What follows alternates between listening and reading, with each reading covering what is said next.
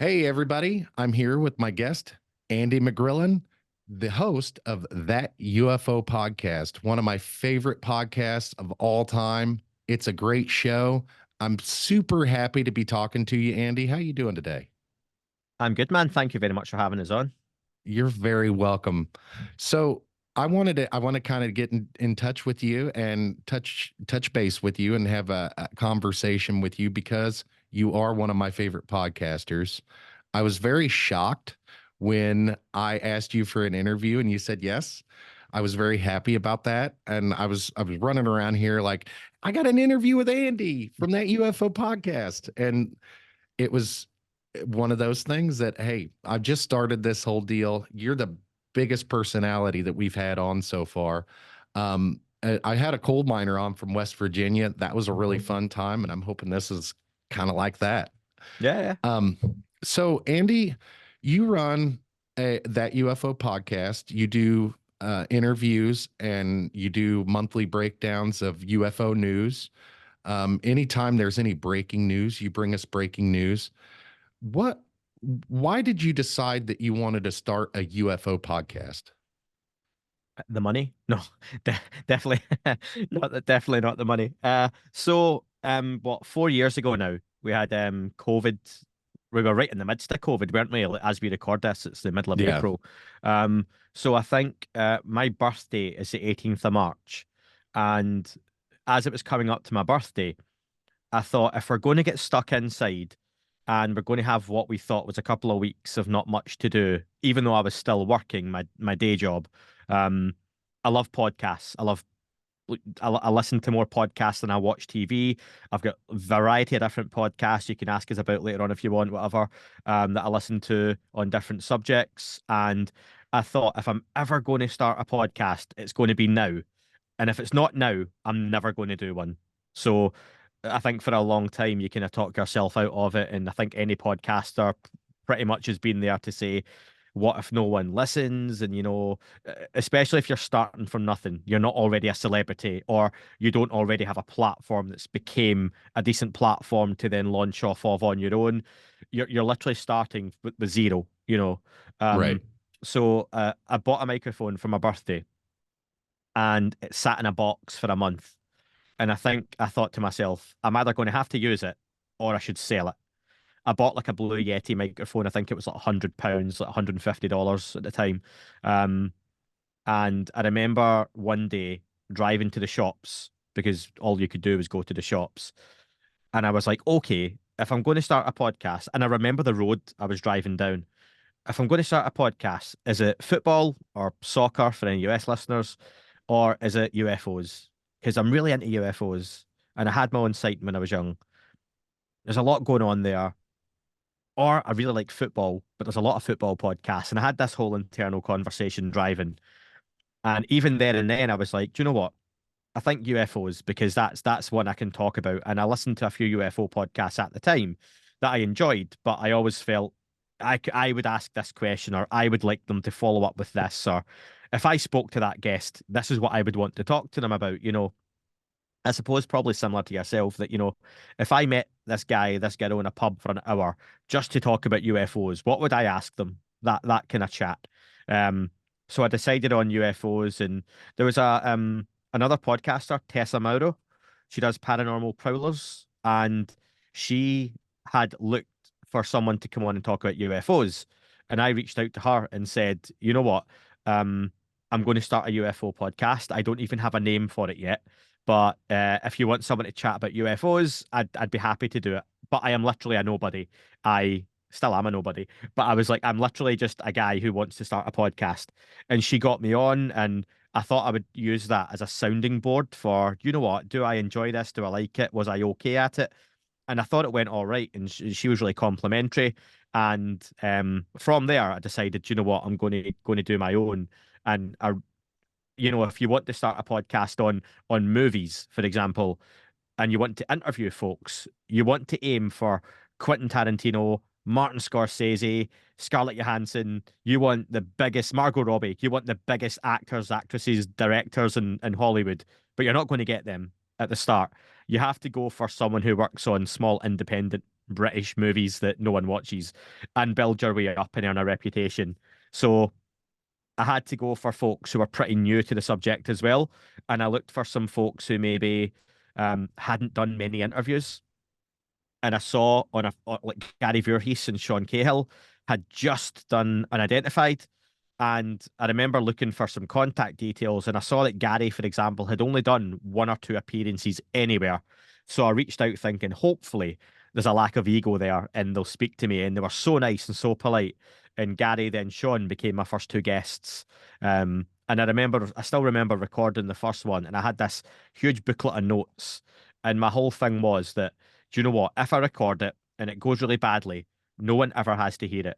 It's not live, it's recorded. I'll just never release it, and it goes nowhere. And I did release it, and I remember on the first day, two people listened, and one of them was me checking back that it had went out okay. I never listened back to my stuff properly, so that's the kind of short slash long version of why I started it and how I started it, if that makes sense. But Oh, it seemed to absolutely, go it does go all make. right. Yeah, some similar story here. During the pandemic, I was watching a lot of podcasts. Yours was one of them. So I learned I've I've been into UFOs my entire life, but not that seriously. And as you know, that 2017 New York Times article changed everything for a lot of folks. Hmm. I didn't know about that article until like 2020, 2021. And I don't remember what year I found your show. I think it was 21 or 22.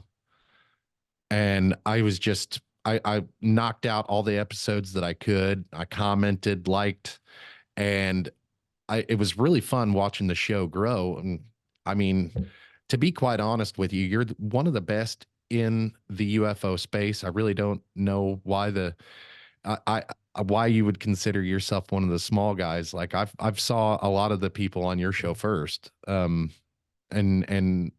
it I just love your show. The way you do it, the way you interview folks, you let them talk. You you're very genuinely interested in what they have to say. And one of the things that I wanted to do was tell people about my life. I wanted to share my experiences with other people. And I thought, well, like much like you, I bought a microphone. Like I bought mine like 2 years before I started using it. And so it was the same. It was Audio Technica, $100 special, Amazon special. It was sat in my closet for 2 years. Yep, yep. Mm. Sat in my closet for 2 years while I was trying to. As a matter of fact, I think I got the same headsets. Yeah, probably. Yeah, I think so. And it's a decent brand. I love them. Um, but it just seemed like it was the right thing to do. I love to talk. I love to talk to different people and meet new people. And so I was like, hey, I wonder if I could be a podcaster. Our first episode, I don't think anybody will ever hear it. We did one. It was kind of like our first episode that we did release, but we kind of shaped it a little different and put it out. And I'm glad it's out there. It's terrible, but it's out there for everybody to hear. Episode number one was it was really like that show that okay, I can do this. We can do Yeah. this, and then from there, it's getting easier and easier. And I find getting people for interviews isn't really that difficult if you approach them in a certain way. Hmm. And like I was very shocked that you said yes the first time out, and I uh I hope a lot of people are easy like that, easy like you. And I noticed you got a lot of books behind you. And one of the names that pops out at me is Ross Coulthart. He's one of my favorite personalities ever, and I just love that guy. And how hard was it to get him as an interview? Um, I I mean, it's bad audio, but I don't think it was hard. I think I've got a reasonably all right reputation, which is nice, and I think I worked hard for that. And guests Right. have appreciated the way I've spoken to them and the respect and stuff. Um, but yeah, I mean, I reached out to Ross back in March 2021. and I don't think I spoke to him until 2022. So, Right. and that's not a slight on Ross, but you know what? People are busy, people have Oh lives, yeah. um, and people might read your email. Like I've said to folks before, I'm overwhelmed how many messages and emails and DMs and stuff I get from listeners, and I do read all of them. But it might be I've read your email as I'm walking through the supermarket, pushing a trolley with my kids, and I'll be like on my phone and stuff like that. So I'll reply to it later, and I forget. It happens. Um, but yeah, most guests are all right. Ross has always been really nice, and I'm lucky to have like better contacts with these folks now that I can send them messages rather than emails. And um, there's been very few people who have said no. They've always been polite. Um, Right. but I under like Chris Mellon told me no twice. I'd love to speak to Chris Really? Mellon, but Chris Mellon's a hard guy to get on anything. I mean, he Oh barely yeah. gives Fox and CNN and NBC 3 minutes of his time, let alone, me sitting in a shed. So I appreciate that. And if the timing's right and the chances there, I would take it. But yeah, I've been very fortunate that I think I've managed to get most people on that I'd wanted to speak to. Pretty early on as well, I think. So yeah, guests are nice, and I think, like you say, it's no one owes me anything. I can't get Right. upset if a guest says no, then that's fine. I'm not paying them. I might be helping some folks advertise a book or a documentary or a message they want to get out. For example, Danny Sheehan wants to talk about the New Paradigm Institute and the work he's doing in the background of the UFO topic.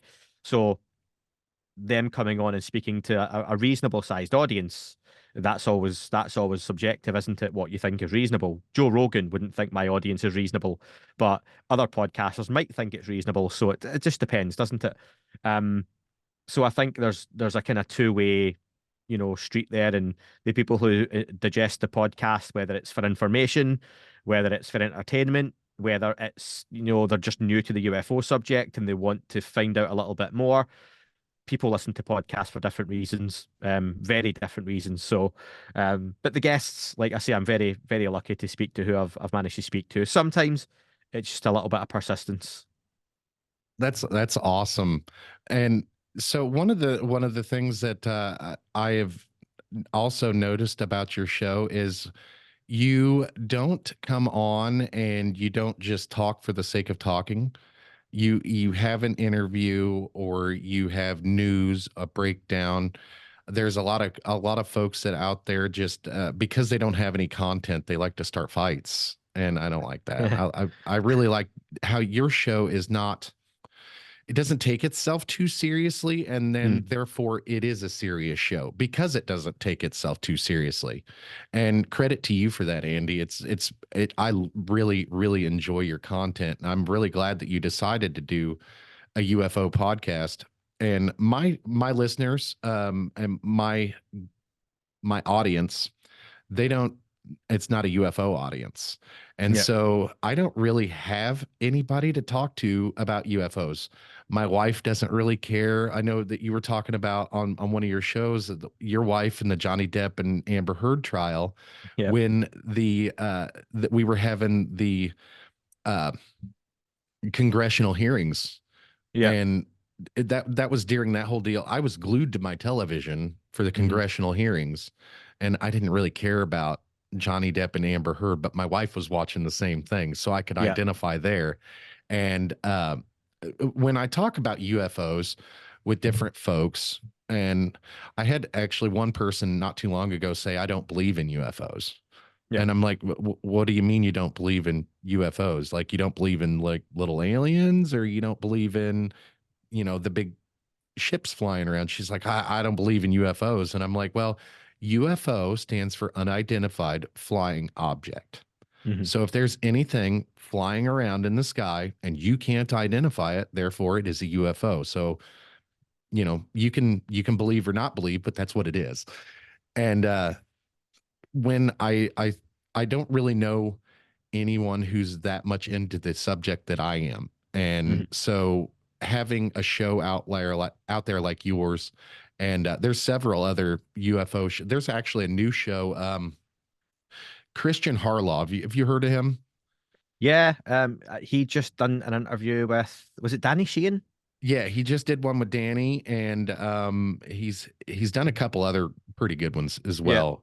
But they do like a weekly show that kind of get people that aren't really into UFOs into UFOs. yeah. And now they just started a daily show that's it's Down to Earth with Christian Yeah, Harloff, I saw him mention that. Yeah.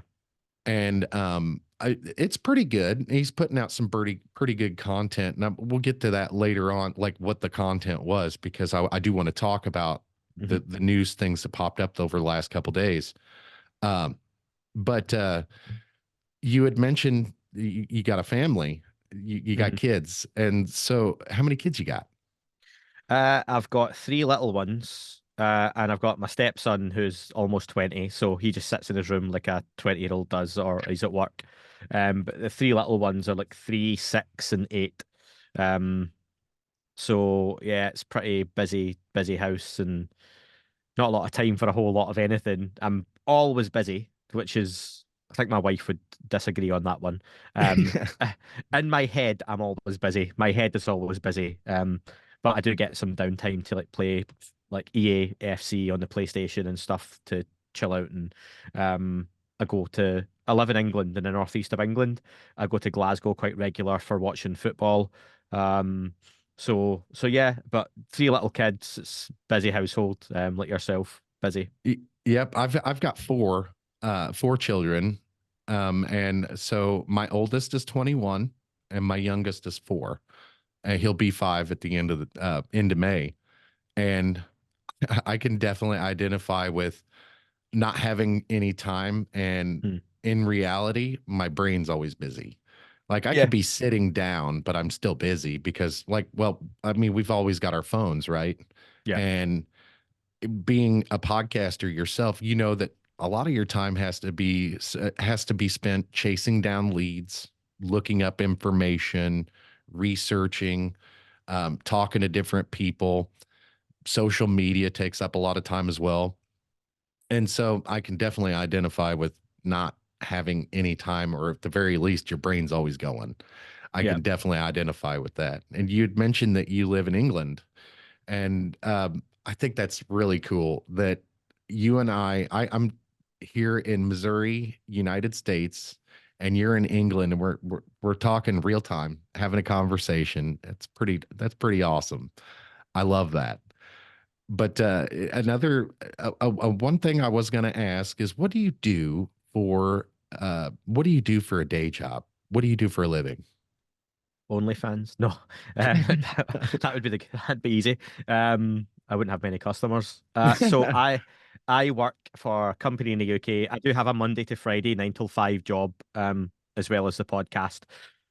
And I train people to work in like a call. You call them call centers, don't you? I take it, Yeah, telecoms, yeah, call centers. yeah. And I train people to do various jobs within the call center, and work on projects and stuff outside of that as well. So I've got like a reasonably professional, good level job. Um, and I've been doing that since I moved here like 10, 11 years ago almost. Um, for a pretty big company in the UK, and I managed to work my time that I don't burn out from either. Um, and yeah, it might mean I sit sometimes on a lunch at work and I'm doing podcast stuff on a little bit of downtime, or if I'm working from home, same thing where, do you know what, if I got half an hour, I'm going to do this. you know, I'm sure none of my bosses are listening to this, but there are, those boring Teams calls you go on sometimes, and Oh yeah. you don't really have to be on it. You're getting nothing from it, and I'll be sitting with my laptop, but my MacBook on the other side of me, just editing a show at the same time, and putting something out, and the eyes are going left and right. So yeah, I managed to juggle it all pretty all right. But yeah, so essentially, I train people for telecoms. That's my job. I actually did something. I was on the phones for a while doing. I did when I was younger. When I was really young, I did sales for cable, and that was easy because I was selling cable service to people who already had cable service. So it was like I was one of the top salespeople, and it was a very easy job. And And then your cable, correct me if I'm wrong, but that would be like cable TV. So yes, that's like for us, it's satellite TV in the UK, so it's almost the same thing. That's how I started out. Yeah.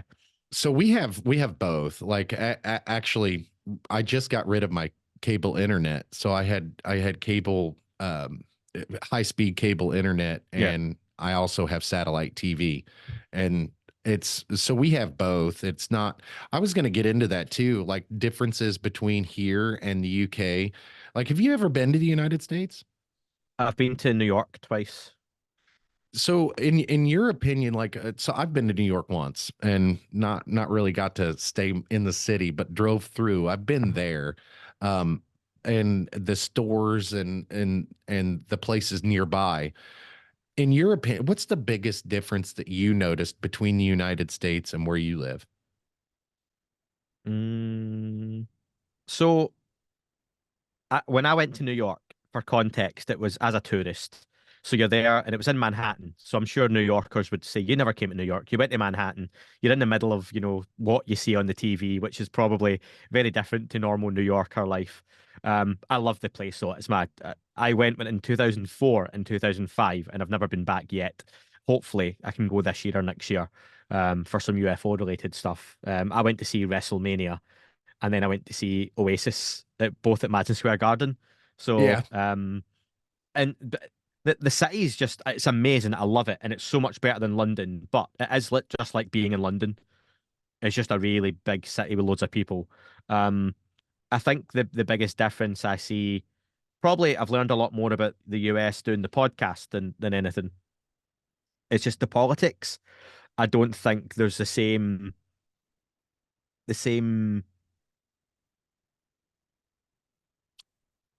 not interest in the subject, but the US approaches politics in a very different way to the UK, where it's almost presented as entertainment.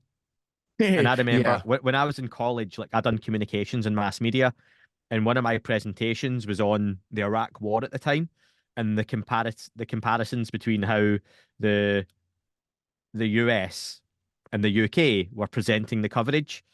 And I had examples, the UK coverage being very stony faced and, mass casualties and all that kind of stuff. And here's some clips, awful, harrowing scenes. And the US, it was like, big bold banners and tonight, Iraq War update. Doo -doo -doo. And it's like you're watching a film. It's like this isn't real. And there's like scoreboards and charts and tallies and just the whole even political race for an election. In the UK, it's presented in such a dry way. In the US, everything's more, it's brighter, it's bigger, it's better, it's more Star Spangled Banner, And 100 still Eagles nobody flying out. cares. I mean, it looks like people care, Jesus, from Well, social media, but I I mean, think, there's a very small subset of people who are actually into politics for what it really is. mm, The United States politics, and to explain it to somebody that's not from here, it's a big dog and pony show. And that's yeah, all it is. And so the majority of people that I know that get into politics really don't understand the so we have a we have the local structures, the local politics, then we have the state politics, and then the national politics, and people don't really have a firm grasp on it. Goes from the bottom up. If you yeah, want to have change at the top, you have to have change at the bottom first, and a lot of people get sucked into the national headlines because they are bigger and brighter and all that stuff. And me myself, honestly, because I've been here all my life, I really don't look past the headlines a lot of times because yeah, the information, the pertinent information in a newspaper article, for instance, is always at the bottom of, the last paragraph. So you read the headline and then the last paragraph, everything in between is filler. yeah, And that's like our politics. That's our politics in a nutshell. The headline, the last paragraph, and then everything in the middle is filler. And if you keep that in mind, you should be able to separate out the politicians from the people who actually care. So Yeah, it's like it's a personality battle, and I've never really had a big interest in politics myself, me any either. in any way, shape, or form. I always feel no matter who gets in from whatever party, they all do the same thing. They just dress it up in a different way. Um, Yes. I don't think presidents or prime ministers or kings or queens are, and this isn't a conspiracy point of view. I just don't think they're the people running the countries. Yeah. Someone who's there for a couple of years isn't making big decisions that are going to impact or last for 20, 25 years. Anything they do can be undone just as quickly. Yeah. And that's where, the UFO subject for a little bit, that there are folks involved in that just now who are Republican and are Democrats. So it's bipartisan, which is wonderful. And I'll make a comment that politician A has said this quote about the UFO topic and blah, blah, blah. And then I'll get messages from folks or emails saying, "Oh, do you know what their vote was on this thing or this or right to life?" And I'm like, I don't Like, I really don't know. live there, right? Yeah, and there's I might have seen it, but they've still made this comment, they've still made this statement. It doesn't make it any more or less relevant. Just because you don't like them because of a policy doesn't make something they say or something they think right or wrong automatically. Right. You've still got to have that. So, and for me, it's like I want to talk about UFOs, not someone's political allegiance. In the UK, we've got all kinds of parties. I know in the US, you've got Republican, Democrat, and then there's like a third one, which is really shitty, which is Independent. yeah. Um, In the UK, we've got a whole host of them, but we've even got one called the Monster Raving Loony Party. That's a real thing. They get almost no votes, but they stand there at each election dressed ridiculous. And I mean, they dress like either clowns or like crazy Victorian, but just to represent how ridiculous this whole thing is. And they'll have weird policies like, free custard pies on a Friday for everyone, stuff like that, just to take the piss out of the whole situation. And I love that. But yeah, so it's politics is weird. But for me, I can separate the people from what they think elsewhere. And I'm talking about UFOs. That's the main thing, and everything else is just an interest to some way, shape, or form. I've never actually been outside the United States. And so if you've been to New York, you know how big this place is. Mm. Everything is huge here. Like, and one of the things that I always tell people, because I get into there's some groups online that I've seen on Facebook that talk about like um the United States versus UK pissing match that we all seem to get into.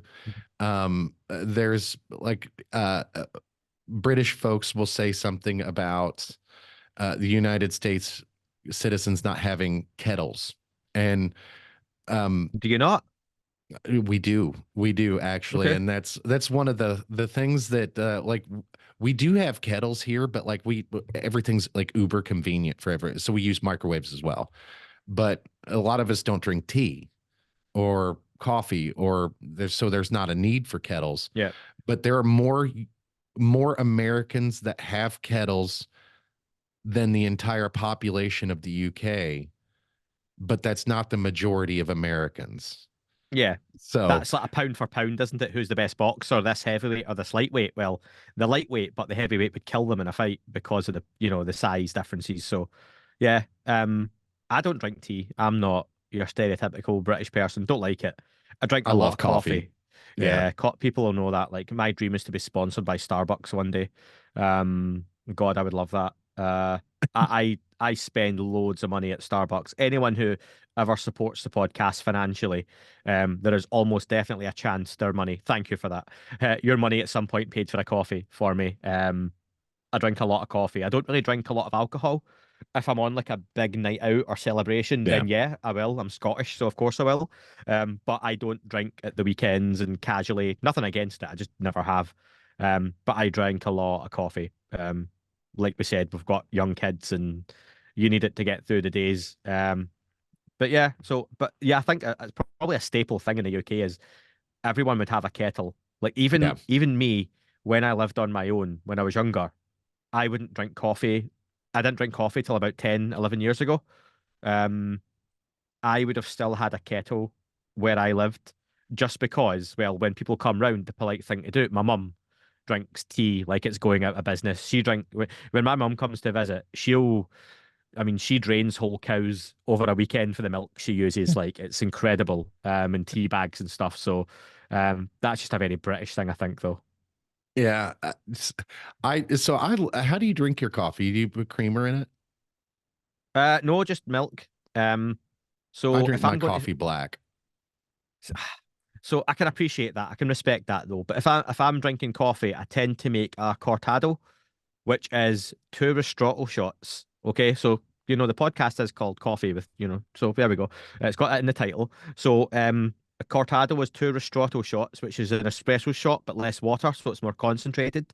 And then a proper cortado should be then the same amount of milk, so it's quite strong. I like it with a little bit more milk in, but you don't then want to put too much in when it becomes like a flat white and Right. you start to kind of mix up a little bit. But in the morning, I like a bigger coffee because I'm working, so I've started getting lattes. If I'm treating myself, I'll get a venti caramel macchiato with an extra shot of espresso from Starbucks. That one's a good one. Macchiatos are good. Yeah, and bear in mind, a Starbucks macchiato isn't a macchiato. Anyone who's like, Italian and drinks coffee would turn their nose up at that's not a macchiato. A proper macchiato is like quite, a small shot of coffee with a spoon of foamed milk on top. Starbucks macchiatos are pretty much big lattes, really, Yeah. with loads of sugar and caramel drizzle. But I'm not complaining. They're one of the great joys I've got in life. But drink I them drink responsibly, Starbucks at folks. home. Yeah, I use Starbucks beans. I've got like a really good coffee machine at home. Um, and I That's use one I thing put we don't some. use. We don't use a coffee machine anymore. We use a French press. I just learned not too long ago that Americans don't make coffee. That we don't make tea correctly, and we don't make coffee correctly. And um, my wife introduced me to the French press, and she said, "You got to try this coffee. It's the best coffee ever." And so that I haven't drank it the same. We grind our own beans here now, and it's Starbucks. I spend $100 a month just on coffee beans. And so it's Starbucks coffee, and I've played around with different other ones. I haven't found anything that I really liked. I'm And going to use an American phrase. $100 a month on coffee is rookie numbers. So that's uh that's probably a but week. that's just Jesus, that's just so my much. coffee. That's not counting my wife's Yeah, coffee. true. If I So go out with the family, I've got three little kids who love their Starbucks. They've all got their own specific orders, not coffee related, but when they go. So it's not cheap though. I don't know what it's like in the US, but in the UK, Starbucks is pretty pricey when it comes yeah, to it's stuff. it's the same here. I mean, the price there might be a economic difference, but as far as like prices, it's probably about the same So because if you if I get a venti caramel macchiato extra shot, it's about before the discount I get because I'm like a gold member on the app. It's probably about £5.50, which is like $8, $9. no, so it is like probably a little cheaper here. Okay. It's probably like $6 or $7 here. Yeah, I think we are. Maybe I overdone it with 8 or 9, but I reckon I And reckon we're a bit more expensive. and I don't really order that kind of stuff. Like my wife does, but we brew so much of our coffee at home that we don't we have to drive to get to Starbucks because it's not within walking distance of our house. So Yeah. it's one of those things that like if we're out and about, we'll stop at Starbucks, but we don't tend to go there unless there's a need for it, unless we're out and we don't have coffee with us already. But that is one thing that I've noticed about the US is we don't know how to make coffee, we don't know how to make tea. And you had mentioned Manhattan and the size of Manhattan. Hmm. I actually live in a city that's the same size as Manhattan, very comparable. It's 40 square miles on Manhattan Island, I believe. And there's 40 square miles where I live, Hmm. but there's 8 million people on Manhattan Island and only 75,000 people where I live. Yeah. So there's a big difference in people, but the size is the same. And I look Well, around the everything's built up, city. isn't it? Manhattan, Yeah. everything's up. Yeah. But not really with the city that I live in. There's no there's I don't think there's any buildings above 15, 16 stories in the city Hmm. that I live. But if you've are you familiar with Kansas City? You know, Kansas City is in the middle of the country. Yeah. Um, it is I live an hour from Kansas City, and right now on the other side of my screen, I got the Kansas City skyline, and it's all skyscrapers. And so I do live fairly close to a big city, but the city I live in is a large city, but it's a small population. And there's lots of room to grow. I just don't ever see it happening. But that's it's fascinating how the size of Manhattan Island is almost the size or almost exact same size as the city I live in. There's so many differences between. It's almost My, like a different country. most of my US geographical knowledge, US and Canadian, comes from years of watching WWF and WWE. So I know all the So states, but I immediately start to think of wrestlers and who's from so where. So Owen yeah, Hart, Kansas City. That's Owen Hart died here. So yeah, um he did. But Breakdown 2000, 1999. Sorry, yeah. yeah, yeah. I Oh remember no, that Over very the well. Edge, wasn't it? It was Over the Edge, not It Breakdown. was over the edge, and Yeah, it was a stunt from the ceiling, yeah. and it was terrible. And I do think that they showed it on TV because at that time it was live. I do No, it believe. was the camera was it was on a video uh for the blue it was a video package for his match, and Yeah, then the camera cut back to the commentators. So there was cameras filming the ring when he fell. But apparently there's a tape of it in the WWF library, but obviously you wouldn't want to see that. He hit his head on he hit his neck on the turnbuckle when he landed on the yeah, ropes. And then a couple of months later, WCW went to the same arena, and I believe they had, was it Mike Awesome thrown off a cage or Sting coming down from the rafters, and everyone thought that was pretty poor taste. That in the exact same arena, not even a year later, they had someone descend from the ceiling. But yeah. I don't think I would have put two and two together with that one. I mean, Sting. I mean, obviously Owen Hart was one of my favorites. Bret the Hitman Hart was my favorite wrestler, mm, along with Stone Cold Steve Austin. Sting was one of my favorites. Um, NWO, I liked those guys. yeah, And it was all a big show. Like the Attitude Era was the best era in wrestling, I believe. yeah. We never knew how good we had it at the time, and I was a kid. Like, what age were you? I was like, I'm 38 now, so I was like 14 in 2000. So I'd have Yeah, been like 13, 14, 15. we're the same age actually. I just turned Yeah, 39 last weekend. So yeah. and your birthday's coming up. Yeah, I was just been, yeah, March Oh last yeah, month. March. Yeah, so we're Yeah, not that. so and for me, like I loved I got into it. I got back into wrestling in 2000. I think most of us watched it as a kid when it was Hogan and Warrior, and then you kind of fall out of it. And then I got back into it around 2000, and I was like so into wrestling to like 04, 05, and then I went to WrestleMania 20, and that era for me, well, the ratings were going down, WCW died. That for me was like the glory era, even though for many Ruthless Aggression might have been a little bit. But I loved that 2002, 2003, Steiner coming in, all the WCW guys coming in and being used really, really badly over a Yes. couple of years. Yes. And so do you still watch wrestling? I don't watch it as much. I listen to Jim Cornette's podcasts, Yeah, I so don't watch any of it. So yeah, but I'm I know what's familiar with going Jim on Cornette. almost exclusively through his two podcasts. I listen to those every week. And that's kind of like like a lot of my friends aren't into UFOs or anything like that. And then I try to go talk to them about it, and it's just like, what's going on? I'm like, you haven't heard? No. And then they're like, oh, that's freaky. And I'm like, where have you been for the last 6 7 years?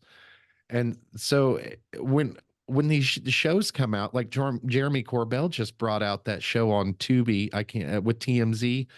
I can't remember UFO the name of. Revolution. Yes.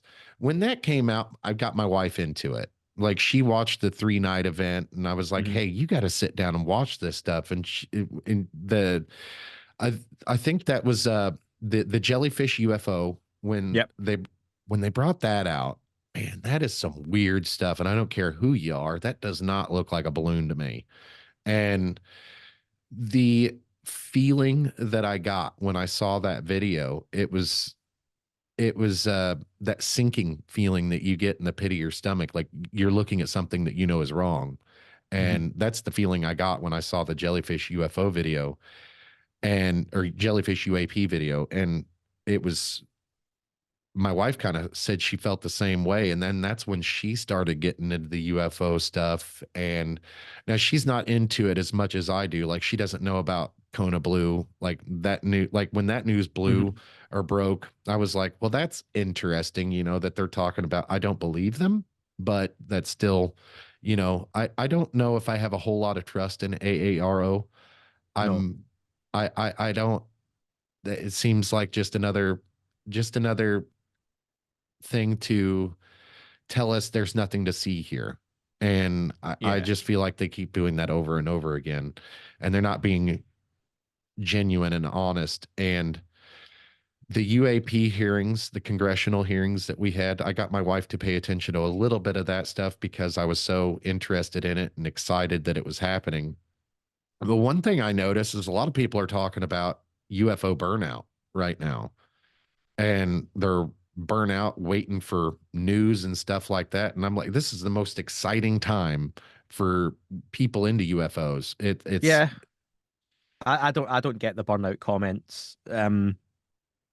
Just because someone says they are doesn't mean everyone else is. And I think with any topic, people can say they're burnt out or they want a break from it. Like I'm a football fan, and my team in the UK in Glasgow has just they've had a chance to win the league, win the championship, as you would say, and they have completely bottled it in the last couple of games. So we're now second favourites, and almost definitely we won't win the league. So I'm a little burnt out from football. I'm still going to go to the game this weekend. I'm still going to watch it next week. I'm going to be disappointed, and I'm going to have expectations. I'm not burnt out from it though. So I don't know. I don't think the language of burnout was particularly correct, or maybe that's relevant for one or two people. I know Kurt Mungle mentioned stepping away, but he's not a UFO podcaster, so yeah, that's and it's that's not the fine. first time Kurt stepped away from the subject either. Yeah, but So it's like but he doesn't cover he covers UFOs as part of his podcast. yeah, So he's still going to do his podcast. He's just not going to touch that subject. So okay. So yeah, if people feel they need a break from it, then great. But I think there are folks who have been involved in the subject for far longer than me and you, who yeah, don't get burnout, and that it's not an option for them, or people who have had experiences or sightings maybe feel they don't have the option of burnout because it's part of their life. right. So I think we've all got things like that, not just UFOs. It's not exclusive to UFOs that it's just part of your life regardless. You might feel burnt out. I mean, people might feel it in relationships sometimes, Oh yeah, it's just a tough time people are going through. They've had arguments or they've came through a rocky patch, or when you first have a kid and the baby's up all night and neither of you are sleeping, you're burnt out. But it doesn't mean you step away from it, does it? You right. you, you have to power through it. Maybe some people will, but that's, on them. So yeah, I don't necessarily agree with the whole burnout thing. Yeah, I can listen. So I actually watch a lot of so I'll watch documentaries and stuff more than once just because I like them. The Yeah, phenomenon, I've seen it multiple times. And there's quite a few on YouTube that I watch UFO videos, or I'll play UFO videos while I sleep. and, yeah, and so that's it's I live, eat, breathe, sleep UFOs like that. Our show isn't about UFOs, and I don't see it going that direction because it's just one of those things that I like to nerd out on. yeah, But it just seemed like, we go back to the 90s, and if we would have heard the things that we're hearing now in the 90s, people's heads would explode, yeah, and I've heard a lot of people say, oh, just get on with it. Just get on with it. Tell us everything. And I mean, there's a lot of information out there for those that don't pay attention to the subject. If they come into the subject, there's too much. You won't be able to sit down. There's more than a year's worth of yeah. Where content where that do you you could, start? Yeah, right. And for a lot of people, where we would start would be Roswell, and that's one of my favorite cases. We'll get into that in just a little while. But you had said that you work in communications, and that's what you do for a living. Hmm. And now you do a podcasting on the side as kind of a hobby. And so with your wife and your kids, what is one thing that you do in the city? Well, in, let's say, for a lack of a better a word for me, like, what do you guys have, provinces, or what do you call areas or cities that you live in that are part of a bigger area? So we stay not far from like Newcastle, which would be the Yeah. main city centre near us. Um, we've got a really big shopping complex not far from that, which a lot of people from the whole of the northeast come to. Um, and we stay, I suppose technically we stay in a kind of, is it a suburb? A little, Yeah. it's not, it used to be a small village. It's not anymore. It's just houses everywhere. So it's too big to be a village. So we stay kind of like 15, 20-minute drive from a city centre, which is pretty busy Okay. in a Okay. huge So shopping complex. it's similar to where we live. We live in a suburban city that's like an hour's drive away from the big city. So it's Yeah. kind of similar. What do you guys do for fun when you're so I knew you got little ones. Mm. Do you get to go to like theme parks or anything like that around where you live? Nah, there's nothing to. I mean, what we consider local is different to the US. Like a 5 hour drive for you guys isn't that, that much. I think a normal weekend for us, like we'll go to like soft play. Would you have soft play in the US? So I can just imagine in my head what soft play would be. It sounds like a activity center with foam on the equipment. ball pits, foam everywhere. Yeah, slide chutes, little whirly things you can climb up, and the parents can sit in the area next to it, and you can watch your kids all playing over in some big mesh netted area. Indoors, there's coffees and cake and all that kind of stuff. So we're almost always at a soft play for a few hours with them to let them just go run about. Um, I coach my son's the 8 year old. I coach his football team. So that takes up a lot of our Sunday mornings. Tonight, my evening after work is I go and coach the team because it's our training evening. So I'll do that for an hour. And Sunday, most other weekends, I'm in Glasgow. I go up for football. I support Rangers. So I'll go to Glasgow this Sunday because we've got like a cup semi-final. Um, and yeah, we'll go to the shopping centre. It's called the Metro Centre, not far from us. Quite a big shopping mall. I think even comparatively to what you might have in the States, it's a reasonable size. Um, I like going to the cinema, so I'll take my little boy to the cinema with me. The other ones are a little bit too small for that.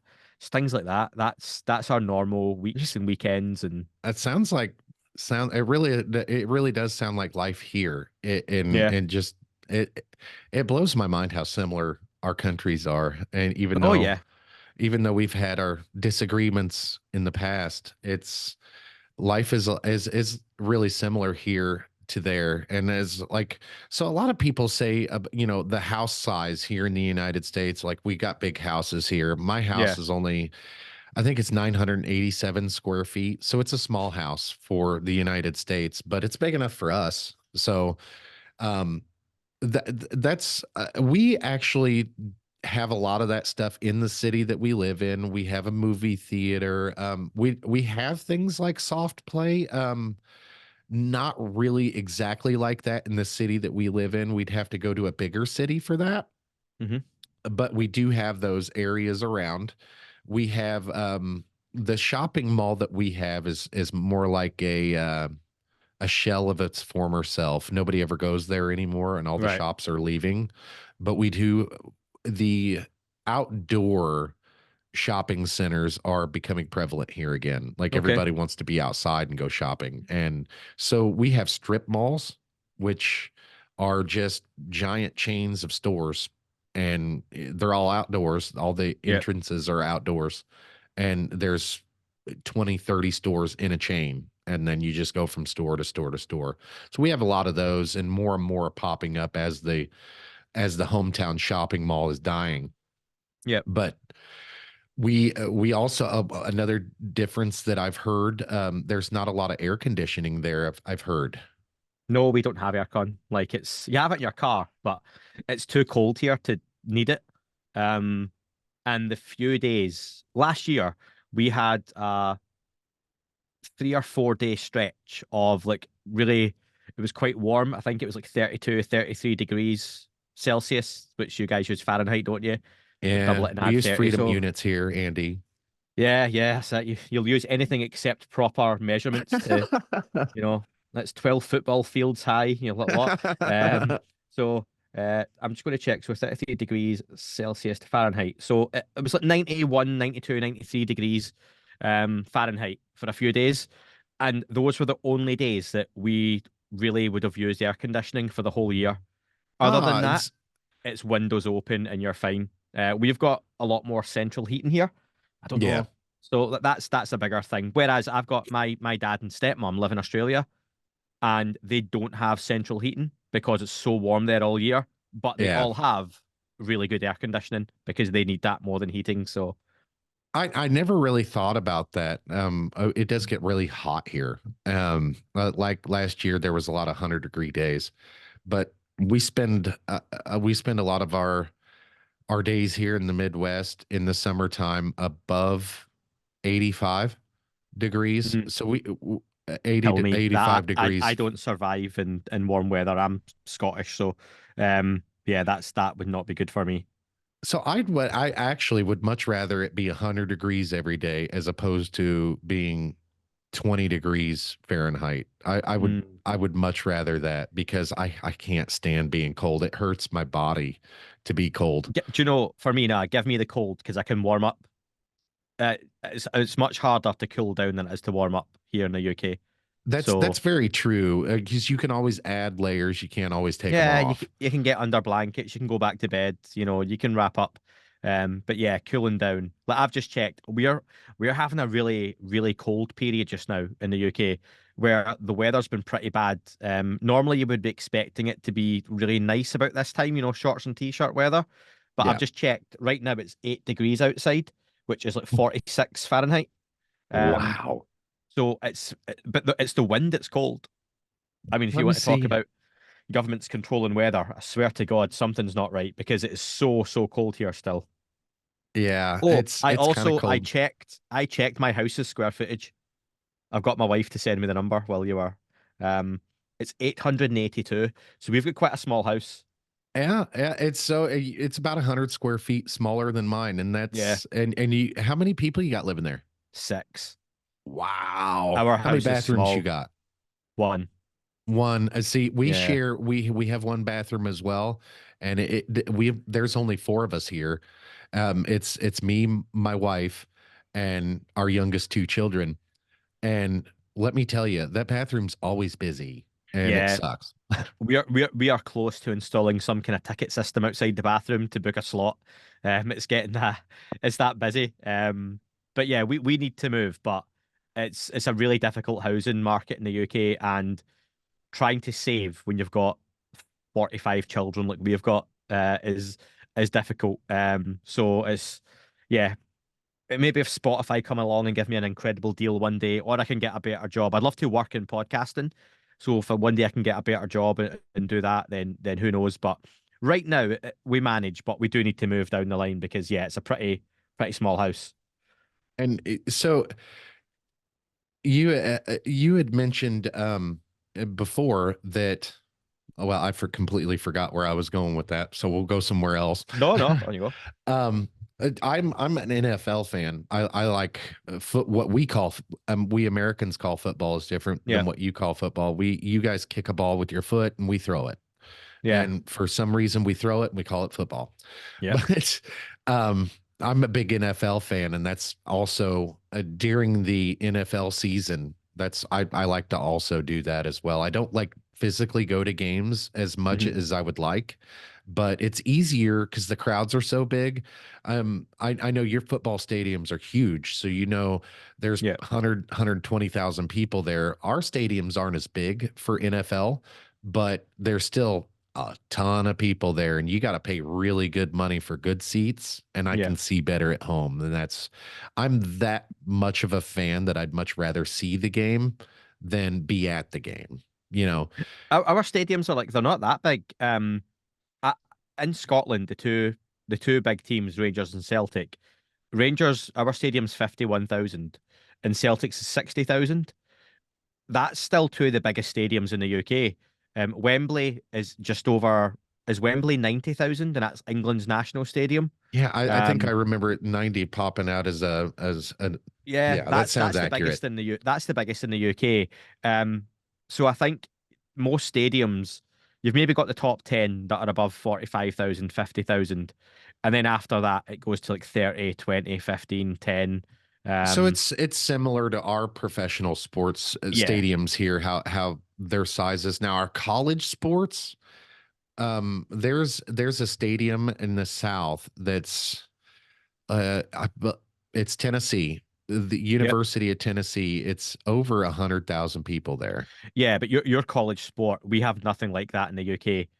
That's it. I remember when I went to New York the first time, and I was staying in a hotel quite close to Madison Square Garden. It was 2004, and the day we arrived, we got to the hotel, and it was evening. And we got into the lift, like the elevator, and there was a couple of like, really big tall dudes who were clearly basketball players, with another couple of guys who were also big dudes, but they were fat, and they were like in like, suits. They were clearly like bodyguards or bouncers, you know.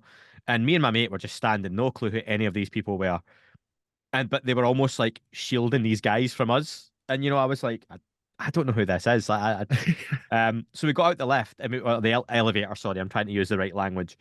And Oh, we went back. I'm sure people understand what you're They'll saying, know. you know? Cool. We went back down to the lobby of the hotel, and I remember I asked like, "What's going on?" There's a lot of folks, and they were like, "Oh, we've got the college basketball playoffs are at Madison Square Garden tonight, and we've got one of the teams staying here." And I was like, "Ah, okay, cool." I was like, "I don't know." And they were like, "If you're looking for tickets, the guy's got at the Ticketmaster will call guy, and we've got our own ticket guy in the hotel. If you go down to him, he can sort you out with some good seats." And we were like, that could be quite cool to go to a basketball game, actually. So I remember saying to my mate, let's walk along and we'll speak to him. Um, I jumped in to this little office and the guy was on the phone. Yeah, yeah, yeah. And he was like, "Guys, what are you looking for?" And I went, "Oh, the lady at the desk said you've got tickets for the basketball tonight." He went, "Yeah, I've got two good seats, good view, $500 each." And I was like, I was there for, I think, 7 or 8 days. I think I had $500 spending money for the full time I was in New York. Yeah. And I was like, nah, I was thinking what it would be like $10. And he was like, no, this is like, but, and I was like, mate, it's like college basketball, not a chance. Yeah, Um, I'll pass. yeah, I was like, no. So clearly it was like it was sold out, and these were just like sell-ons and stuff as well. But I didn't realize how big. And then obviously I know now from things like wrestling and like JR, Jim Ross, he's a big like Oklahoma Sooners, Boomer Yeah. Sooners thing. And Yeah. when you see like anything you watch like UK like movies and stuff, like the Waterboy stuff like that, and you see college sport, American Pie, and there's like crowds and rallies. None of that stuff happens in the UK. None of it. It's Oh, not a all the thing. It's pomp and not a thing. circumstance, it's Yeah. everywhere here. It's everywhere. So a story I'll tell you is the world's biggest zoo or the world's best zoo, I don't know if it's the biggest or best, but it's the world's best zoo. Henry Dorley Zoo is the name of it, and it's in Omaha, Nebraska. And we went to visit the best zoo in the world, and it's in Omaha, and we went there to visit, and we decided that we were going to go during what's called the Little League World Series. Hmm. And it's a bunch of children. That's the It's kids exactly kids what, baseball. yes, it's exactly what it sounds like. It's the Little League Yeah. Baseball World Series. We couldn't find a room. Yeah. And this is a big city. It's a city. Kansas City is a big city. I believe Omaha is about the same as Kansas City. I could be wrong, so don't quote me on that. But Yeah. there's a lot of people there. It's a huge city. We couldn't find a hotel room. We had to go an hour outside of the city to get a hotel room to go visit the zoo during the Little League World Series. So that, I mean, that stuff it's ridiculous here. Hmm. My favorite NFL team won the Super Bowl this year, and which is the championship for NFL. we won the Super Bowl, and then they had a parade for I the city. saw I saw that talked about for weeks before it happened. Travis Kelce, because of Taylor Swift, it was on Sky. We have Sky Sports News here in the UK, which is a 24-hour news channel dedicated to sport, almost exclusively UK-based football. Um, it was on non-stop, and it was just literally the Taylor Swift show constantly. And then after it, anytime that Travis Kelce was, is it Patrick Mahomes plays for them as well? Yes, I yes. know who he is. So it was just Taylor Swift though, wall to wall, and I went, that's the only reason they're putting this on this channel in the UK. NFL's getting a bigger following. It's quite popular now in the UK. Yeah, and we so that my favorite team is Kansas City Chiefs, and they had a game in Germany Yeah, this last season against the Miami Dolphins, and it was a big deal in Germany, and yeah. the NFL does games in London now, They do and them at Tottenham Hotspur Stadium, don't they? They've done them at yeah, Wembley before, but I think Tottenham, they've got a deal in London to do it. and so my favorite team, they actually played at Wembley Stadium when the Yeah, last time they were in London, so I've got friends it's who go to it. Yeah. it's great and all that. I mean, you can't help but think, hey, are they trying to, they're trying to keep us fat and happy here, but I'll play along, Do you know uh what? I would love to love American sports, but NFL, it looks great, but I find it really boring because it stops so often. And yeah, then I know you've got different plays and stuff like that. I played Madden when I was a kid on like Sega Mega Drive and things like that. But I find that really boring rather than. But then I'm guess people watch soccer and think, oh, they just pass it about. And do you know what I find really odd that in US sports that you don't have like a draw or a tie. It's like you have to win a game, whereas no, it's like it was 0-0. No one scored. It's fine, so you get a point each and move on. right, Um, or like we've got a lot of Americans now buying UK soccer teams. So Todd Bowley bought Chelsea a year and a half ago. He does not have a clue about football. So a lot of Americans coming into British football don't understand the concept of relegation, that you have a top tier where if you finish in the bottom three, you drop out the top tier. And they can't understand why would you want your team to go down? Well, because three teams in the league below are playing to come up. So they have an yeah, opportunity to go up and earn that money. And the Americans really struggle to deal with that concept but why not just protect it and keep the top 20 the top 20? But British folk are like, well, no, you need an element of risk and reward, and there's more to it. There's a whole pyramid that you get promoted up from and get promoted up from. Teams can go, like we had, I don't know how much it was a story in the US, but about 7 or 8 years ago, Leicester City won the English Premier League. yeah, I And remember that. but in 5 years, they came up through like three leagues to win the top. That's like that doesn't happen. That's just like that doesn't happen in football, and they done it. Um, so things like that wouldn't happen in a US pyramid because you don't have or a US sporting system because there's no pyramid. There's no Right. threat of dropping out. You might just have a team who had a bad season who wins it the next year. But even then, I think I'm right in saying a team that has a bad season gets like number one draft pick from the college Yes. teams. Yes. So it's like you're giving the worst team the best player. Right. And that's just And like, so, no, in the UK, the best teams have the most money. They buy the best players. The other teams, they have to bring through youth or have a really intricate scouting system to yeah, go and buy a player that no one else has found. So, it it does so what I would compare that to, NFL playoffs have wild card weekend. It's where the hmm top team plays the bottom team. yeah, So that's where I would compare it to is NFL playoffs does kind of work that way. It so all the teams at the top are the top, but wild card weekend is the teams that almost got eliminated who play not quite the best team gets a bye week during that week, that there's only one bye week and it goes to the best team, and but the top teams play the bottom teams on wild card weekend, and where you have a chance to, as a matter of fact, my team won through adversity. We played all through the playoffs, wild card yeah. weekend through, and that's what I could compare it But to. you've got like an Eastern and a Western division because of the size of the country, so it makes It's sense that they're actually not East, West, North, and South, right. Okay, um, and and two that's different for conferences. So there's two Wests, two Easts, two Norths, and two Souths. So eight technically. but they're always in the same leagues. And the Yes. next season, you will still play those same teams. Yes. If my team in football finishes bottom of our division, the next year we drop to a lower league, and for a full season, we play a lower standard of team. So what that means is the football's poorer.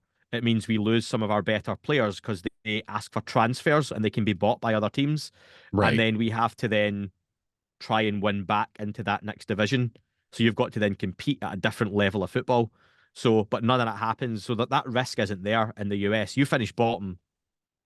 Don't worry, Yeah. There's we'll give always you Lionel next year. Messi next season. We'll give you Lionel Messi next season. In the UK, you finish bottom, you drop out that league, you lose money, you go down, you lose fans. You have people who don't want to go and watch a poorer standard, Right. and you lose your best players because they go to better teams. So the whole sporting system's so different. Um, I think it would be awesome if we did something like that for our sports though. Because it would keep everybody on their toes. Your best team would want to keep being your best team. There would be incentive there to yeah, be the best team. that's it. There's And incentive across the board. For us, we've got like European places. So even if you don't finish top, the the other teams get into like the European Champions League. So that means the next season, the top four teams in England, for example, get to play against the best teams in Germany, Italy, Spain, France, in a different format, different competition. In the US, you'll call it the World Championship, but only American teams can win it across most of your sports. yes, That's a very American thing. Whereas it's like Scottish football calling our league title the World Championship of Scottish football, but only Scottish teams can win it. It makes no sense. Um, what's the whole thing behind the World Series? There was a name for that, wasn't there? But it was because of something was called you know, in baseball. I'm not, uh, so I am a baseball fan, but I'm not as big into baseball as I am NFL. Yeah, And so I know a lot of the NFL history, but I don't know a whole lot of MLB, which is Major League Baseball. yeah, I don't know a whole lot of their history. Like I know the team in the city, like Kansas City has their own baseball team, Kansas City Royals, and I yeah. keep up with them, but I don't really keep Outside up of with that, you don't anybody bother. else. Yeah. Nah, so yeah, sport's a massive difference from the US to the UK. And I've got to say I much prefer ours. It was quite funny. I say that guy Todd Bowley that bought Chelsea, he has ruined them. He spent $1.5 billion or no, $2 billion, 1.5 billion pounds on shit. He bought so many hot young prospects and tried to put them onto one team and it doesn't work. So he's sacked managers and uh at a press conference, he was asked in one of his first weeks, this is true, you can find it online. How do you plan on recouping some of this money? So I don't know if you've got something similar in the States, but we have across football like financial fair play. So essentially, if I'm the richest guy in the world and I buy a football team, I'm not allowed to just go and spend all the money I want. You have to match what you spend against revenue so that you can't spend £1 billion on players, but next season you make £1 million. So it's got to be like a fair system. Some people Yeah, find it unfair and some teams abuse it, but um, he said to get around that, the Champions League money, which is the big European competition in football, would subsidise the club. The club the season before finished mid-table, so didn't qualify for it. He didn't understand that his team didn't automatically qualify for this tournament each year, and he had to be told during the press conference by an advisor, "Yeah, Todd, we didn't get into it," and he was like, "Oh, it's a qualification tournament." So there's this whole thing of, well, why would you want a qualification? Just we get in it every year. Well, you don't because you didn't earn it, you didn't deserve it. So that was a funny one. I think that it's says a lot about the differences. it sounds like it sounds like a sport that I would enjoy. I should probably check that out. There seems to be a Pick a lot of pick a team. drama. Well, have you seen Ryan Reynolds and Rob McElhenney? Yeah, yeah, Yeah, Welcome to Wrexham. They've got yes, their yes. Netflix documentary. So I'm not a Wrexham fan. They've got a player who I don't particularly like for various reasons. Um, But what they have done at that club is pretty clever. They're big names, obviously themselves. Anyway, I'm a huge Always Sunny in Philadelphia fan, so I know Rob McElhenney. Everyone knows Ryan Reynolds. So what they have done with that club and the investment, and they've just got promotion again. So they are charting a club they took from nothing, who now have back-to-back promotions, who are now next year playing in League One. So they're only a season away from the Championship league. And then the year after that, all things going well with the money they're investing, they'll be in the Premier League. And that opens up a whole different revenue stream for them. And they're broadcasting it all on Netflix, aren't they? So pick a team. You'll find there's plenty of good ones to pick from. Just Yeah. don't pick a really shit one and it just disappoints you all your life. So And that's a you know what? I the teams, the local teams, like our team that just won the Super Bowl, they used to be so they would always almost go to the playoffs every year. yeah. Almost. They were regular season champions. And so we dealt with that for 50 years where we had a Hmm. decent team, just not good enough. Yeah. And so I'm very familiar with the heartbreaks and um, a couple years before we snagged the head coach that we have now for my favorite football team or my favorite NFL team. A couple years before that, we won like 3 games in one season out of 16. Hmm. So it was like it was a lot of heartbreak that year. And Yeah. so I'm very, very familiar with that. Um, Well, my so football team. Well, one last thing, my football team in the UK, Rangers. We in 2012 we were demoted to the bottom division. So as a team who always won the league and were always near the top of a two-team league, we got demoted to League Four. So we went down 4 divisions and had to basically start from scratch, working our way back up. Lost all the players, bar one or two. No, that was tough. yeah, oh yeah, That was and rough. to but it makes that climb when you get to that top, it makes that climb so much sweeter because you were like you as a fan can be like, man, I rode with them when they were down Yeah, I and stayed. Yeah, all the way bottom of the league, and now they've worked their way up to the top, and we're winning championships now, and that is so much more exciting than always winning all the time. yeah. And Although I I would can, like to get back to the winning all the time. That would be oh nice. yeah, oh It's been a yeah, while. and so I've noticed, like, I get upset, like, and I don't know why I do this, and I take it kind of personal when, like, there's people out there hating on my favorite team for no reason. And I'm like, do you even watch NFL? Like, what is all the hate here? And it's just like, even you don't know NFL like I know NFL, but Mm, my favorite player of all, like my favorite current player, Travis Kelsey. You know mhm. his name. His Yeah, number's 87. I've got a helmet with his autograph on it. I've got yeah, Patrick Mahomes. I've got a helmet with his autograph on it. And it's really, really cool to me that you like I'm a huge fan of these guys and you know who they are and you're not a big football fan. So that tells me like we went from the bottom basement a few years ago to now you're not an NFL fan, but you know my favorite players' names. And I yeah. think that's fantastic. We get good But coverage in the UK. We do. yeah, um so I don't know how much more time we got left, but I wanted to get back into the UFO stuff Go for because it. there is a situation, a news article I read about the Langley UFOs, Mm. a swarm of, it was a drone swarm over Langley Air Force Base in Virginia. Have you heard about that yet? I've not watched Ross Coulthart's News Nation piece yet, so I'm not totally. So was this the one for? Is July 1964? No, no, it's No, was recent. it? It was Oh no, it was a recently. more They got recent one. video of it. Yeah, sorry, I was looking at literally on Twitter next to me, someone's put on an old sighting from Langley Air Force Base from July 1964. I tell you what though, if you're all right, I'll quickly tweet it. Tweet it? Yeah, Twitter, exit and see if I can get the Yeah, thing. yeah. Um, but yeah, I've not watched Ross's thing yet, which I will be doing. I won't spoil it for you, but there is a video on there, and it's more of the same old uh nothing to see here.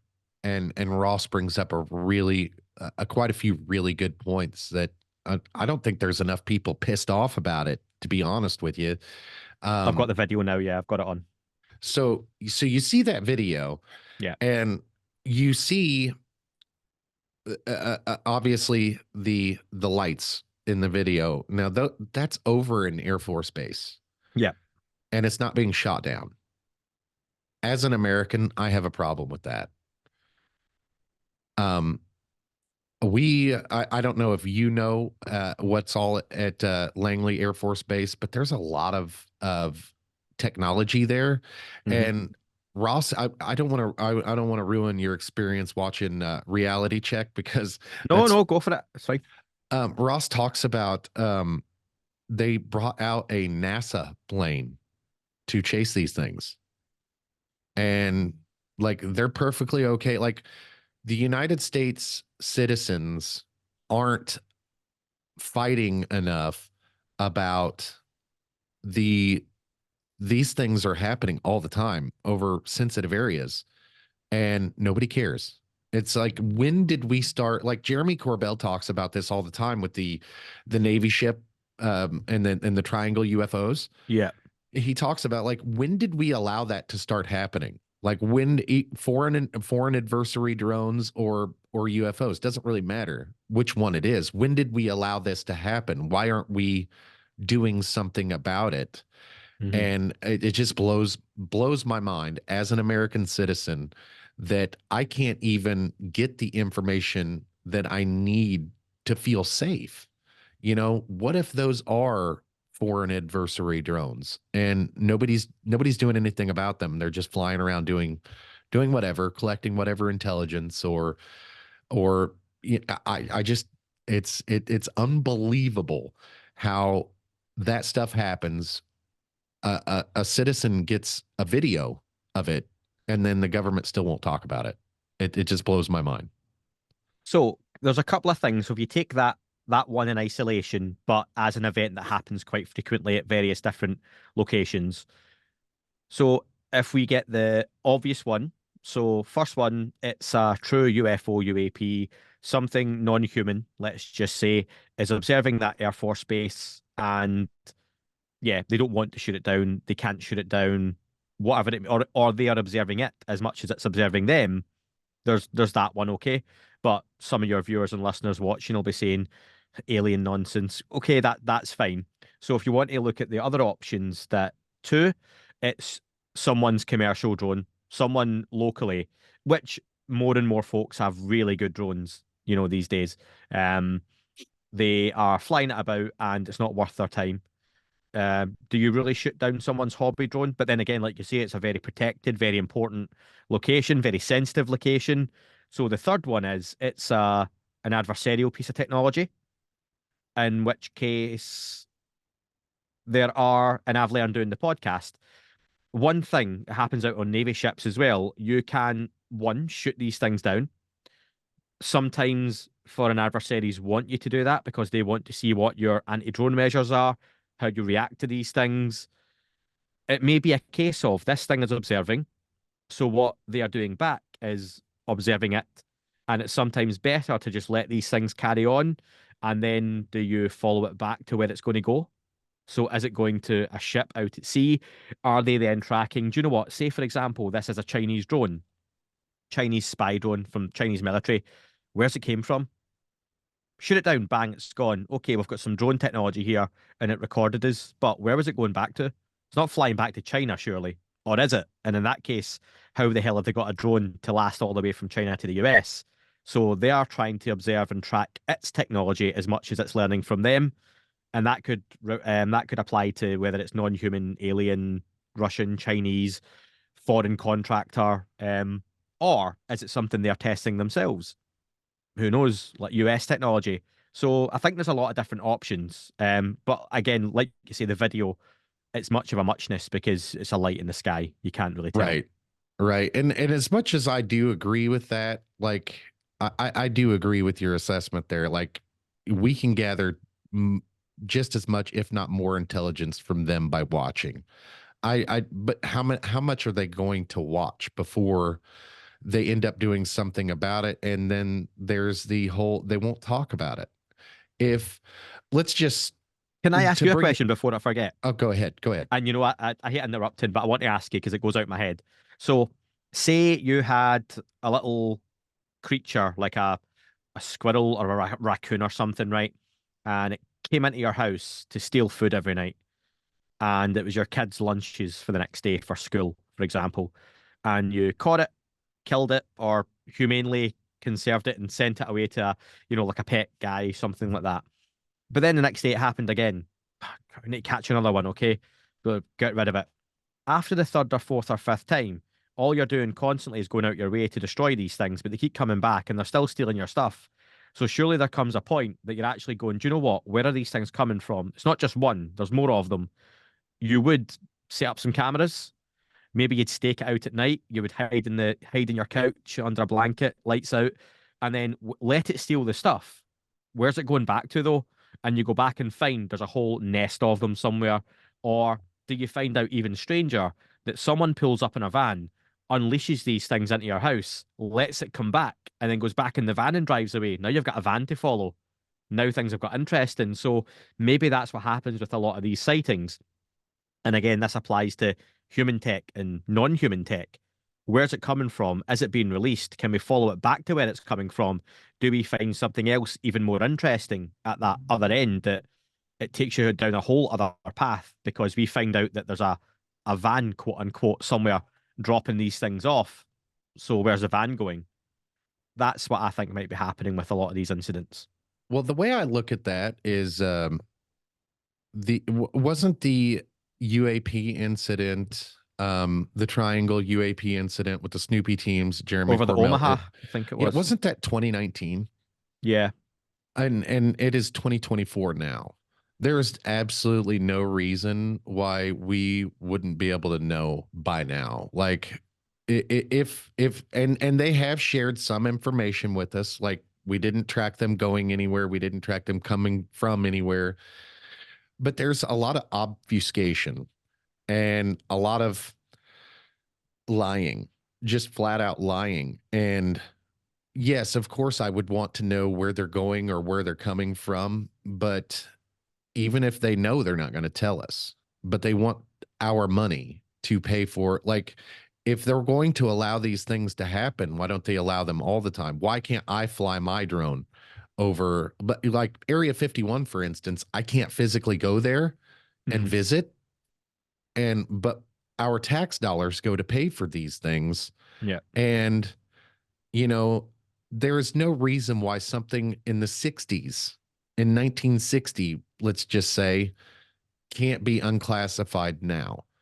Why, if these things are happening all of the time and they either don't want to shoot them down, can't shoot them, whatever the reason is, they would get farther with the American public. We would throw money at it if they just tell us about it.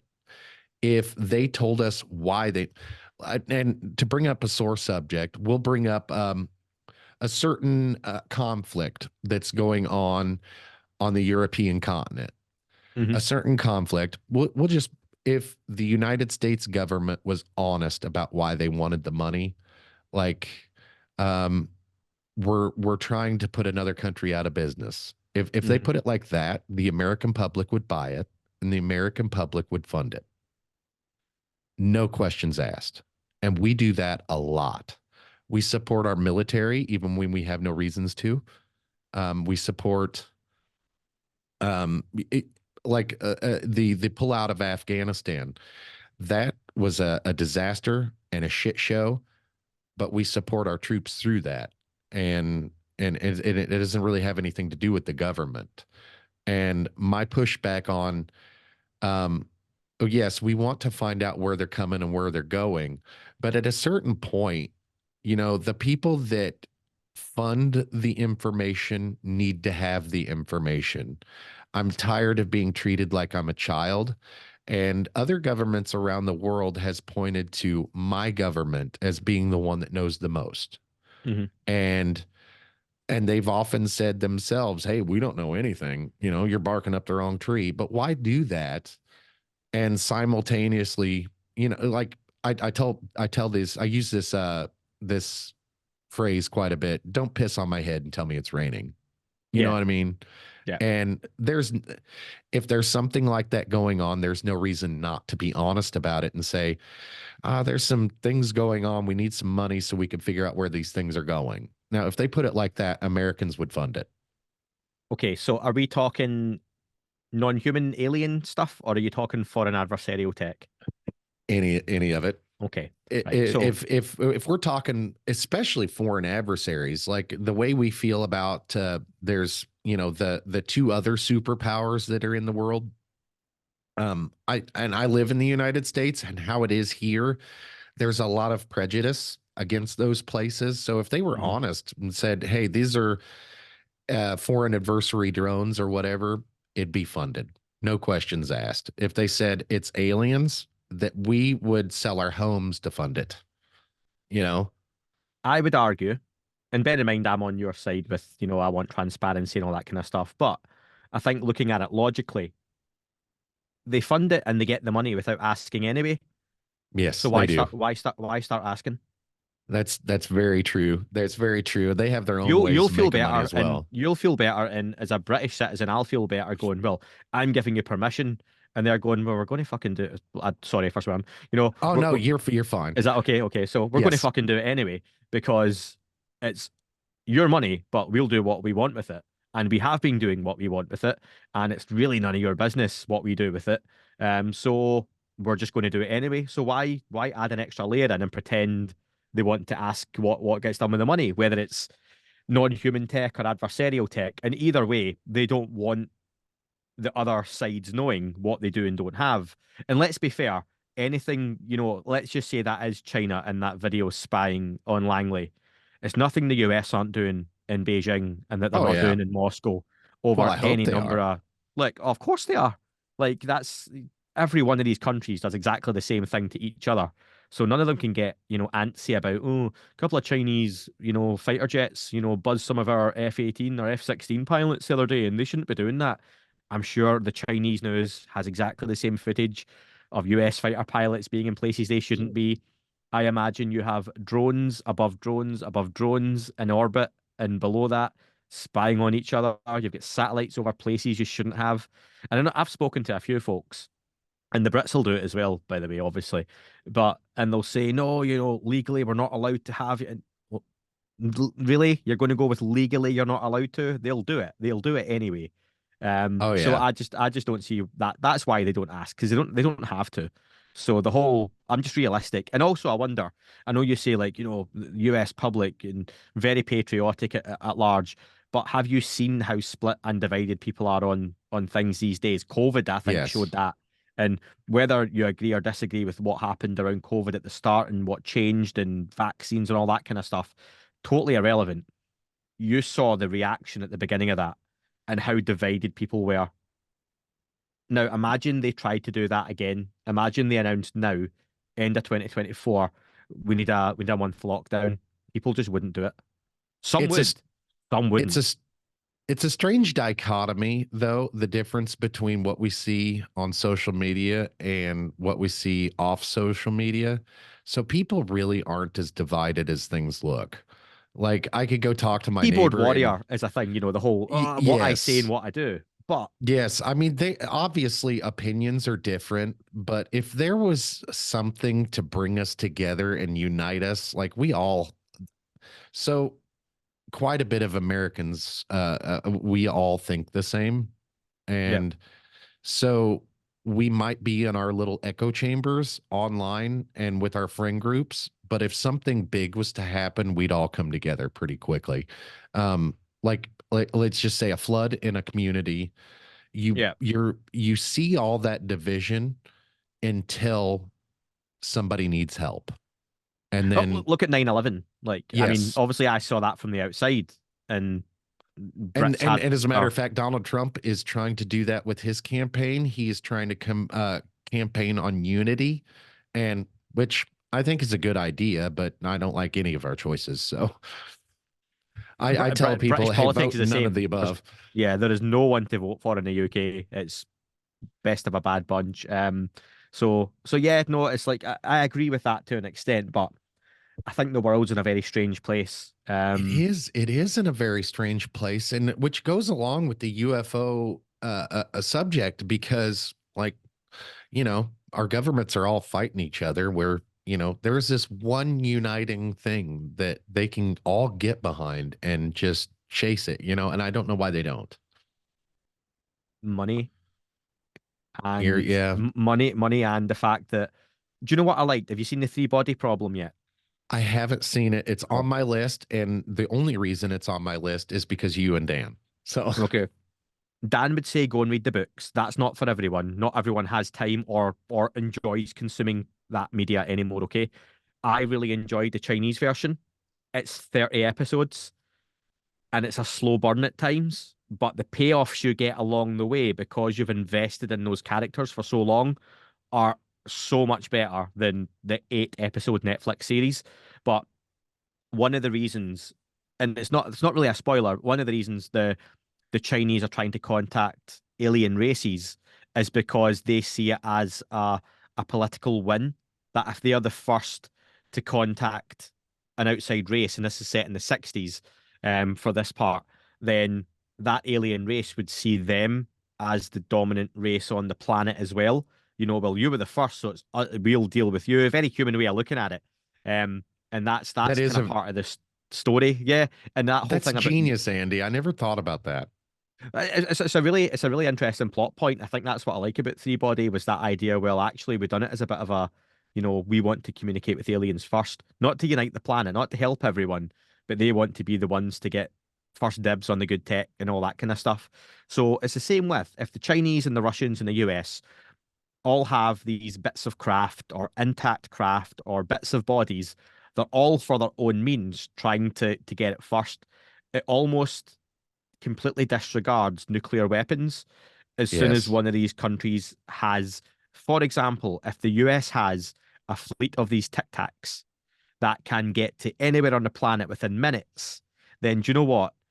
Beijing can launch all their nuclear weapons and Moscow can launch all of theirs. But do you know what? See, before you've even left your continent, these Tic Tacs are going to deliver whatever weapons we can right over every single one of your major cities, and your missiles won't even have left before we've blown you to bits. So there would be Yeah. an instant, horrible way to think about it.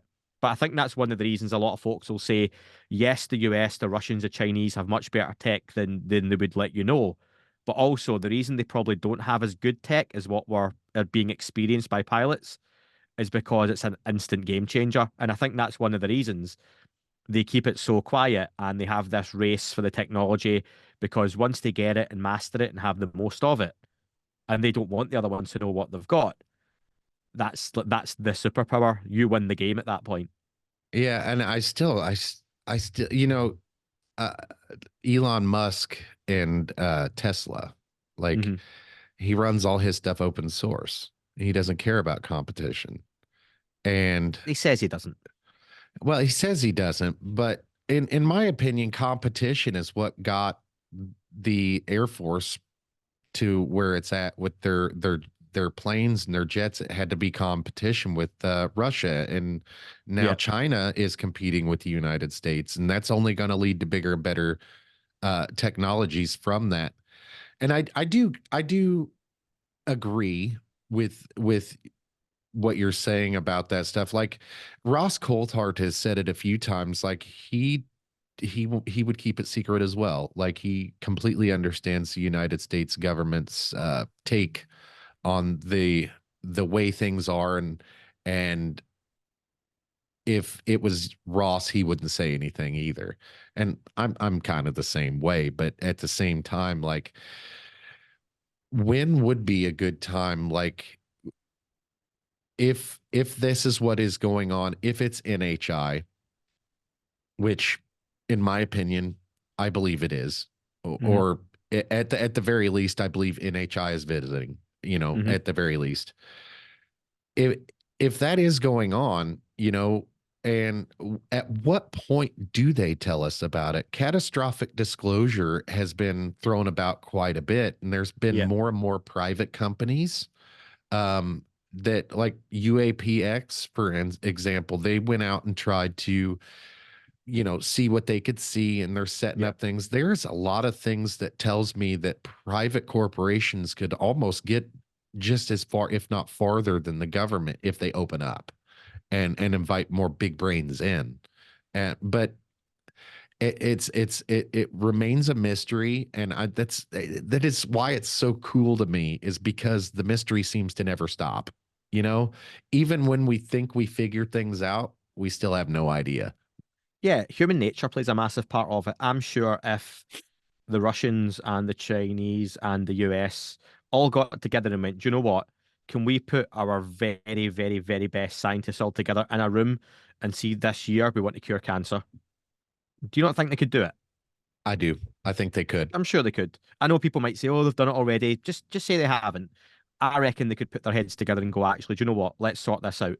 No secrecy, no bullshit behind each other's backs, no, trumping each other for medical pricing and all that kind of stuff. Let's just fix it and get rid of it." They could do it, but they don't. And I think that Yeah, would be the I same think for, inevitably I think yeah, but inevitably that somebody's going to get like, so you got the three big players in the game there, and inevitably someone's not going to trust someone. yeah. And someone's always going to be trying to play the game better than the next guy. So yeah, I agree. Dan and I discussed this ages ago on a podcast, and we brought it up on the one we just released today, the breakdown about there's an idea that when and if we got the aliens land on the White House lawn, that idea, that the aliens land on the Kansas City Chiefs NFL stadium, pitch, halftime at the Super Bowl, something like that. Everyone goes overnight, the world changes. I think people's thinking and mindsets will change, but you'll still go to work the next day. I'll still go to work the next day. People still need to buy nappies for their kids. People will still have relationships breaking down. You'll still have to, pay your bills. That's not going to Yes. stop because there's aliens. The idea that, okay, so now we don't need cars anymore. What, you think they're going to give us all anti-gravitic technology and people are going to be flying cars around? I mean, no, that's not going to No, happen. You will, I agree. your batteries will get better. So no doubt your Tesla suddenly has a battery that is infinite, but you will pay for that Oh a yeah, lot. and so like I've had that conversation a few times myself with other people that like free energy, 0 point energy, whatever. When we get to that point, it's still not going to be free, because No, nothing's free. somebody's still going to need to build the equipment. Somebody's still going to need to maintain the equipment. There's Yeah. still going to be need, even robotics. If let's say AI, like today's AI as we talk about it is a misnomer. AI doesn't exist yet, and it's all machine learning at this point. Yeah, And that's very true. Yeah. so AI at this point, as we know it, as we talk about it, there's still going to need to be human intervention to Yeah. program and build and maintain.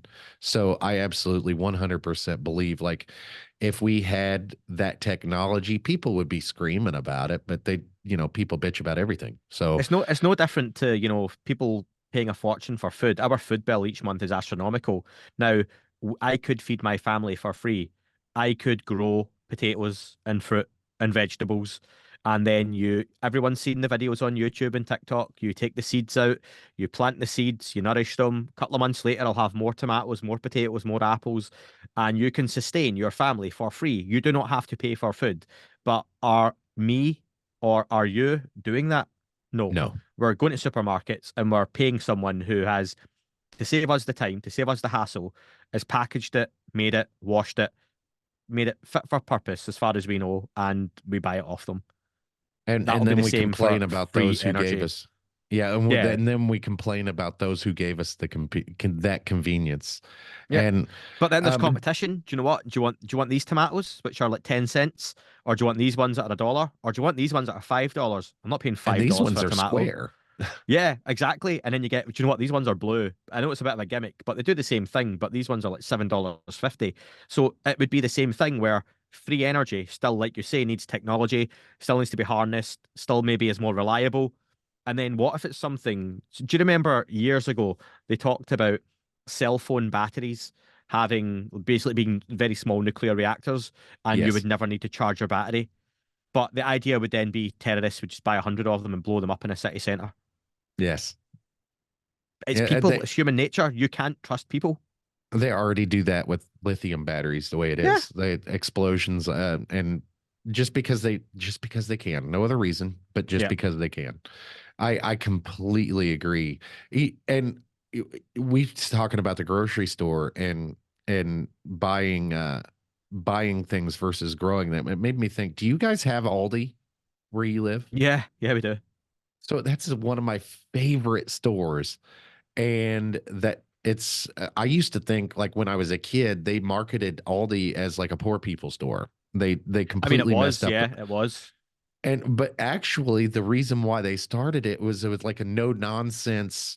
The way it's built, it's like you go it in a straight line, you Yeah. know, down one aisle, up the next, down one aisle, up the next, and then out the exit. It's very streamlined. So there's no bullshit. There's no, like, now they're starting to sell things at the counters, but Mm. when they were first open, they didn't sell the name brand sodas. It was Yeah. just sodas. Our Aldi was exactly the same. Do yours still do the thing where um you you're not meant The, to pack your bags at the checkout and you have to go to a separate station to pack your yes, bags after you've put it all through, but you try and yes. do it anyway and throw everything in the bags and baskets that are pre-set out and stuff. Yeah, Yeah. so the checkout, the people at the register are going as fast as they possibly can, Yeah.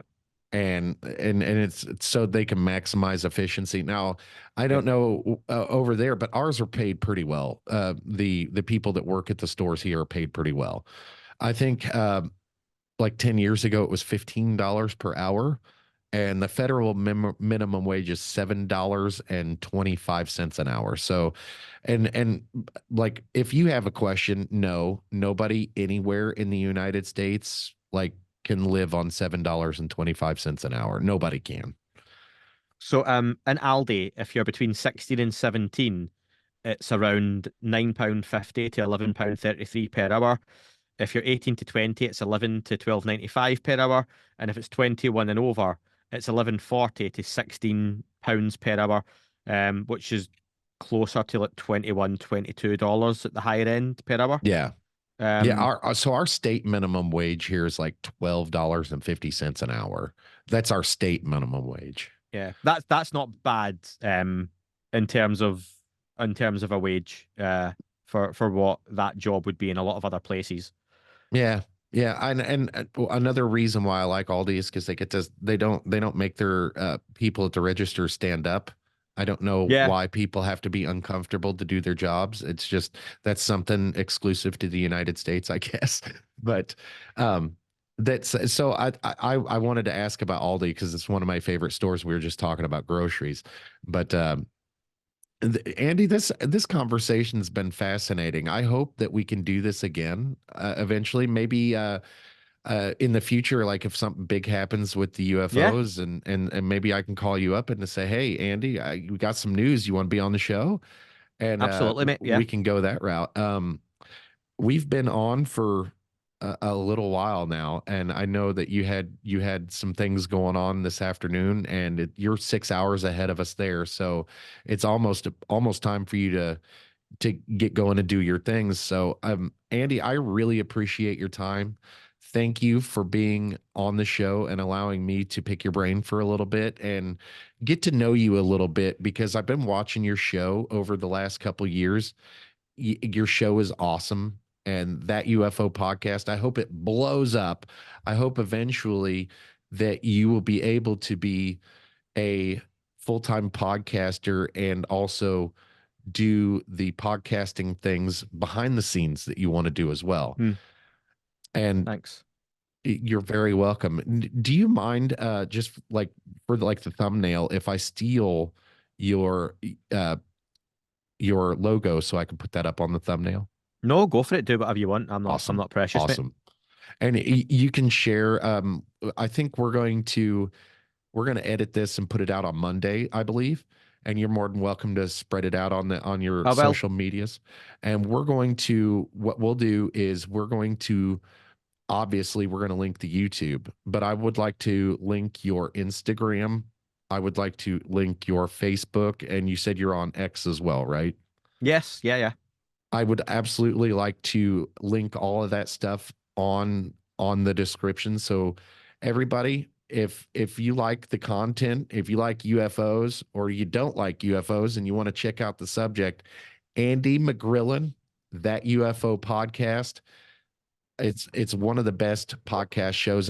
If if I did, at the risk of blowing up Andy's head, it's my favorite UFO podcast out there.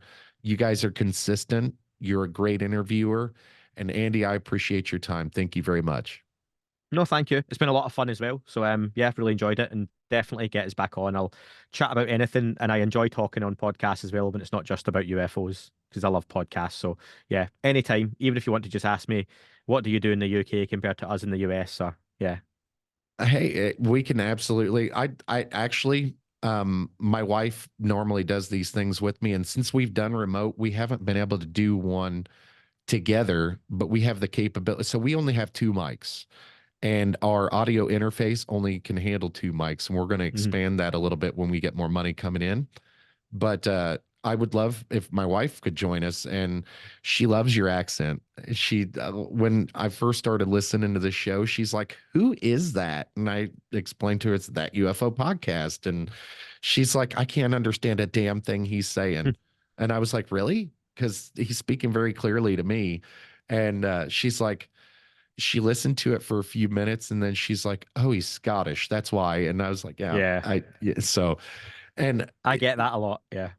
but hey, over the last couple of years, you've really become not. I could always understand what you were saying, but you've gotten more Clear. clearer. No, I Yes. have. Yeah, I try to speak. That this isn't how I speak to my friends. Like if I am if on Sunday I'm going to football and I'm on a bus full of Scottish folks going up to watch, I do not sound like this.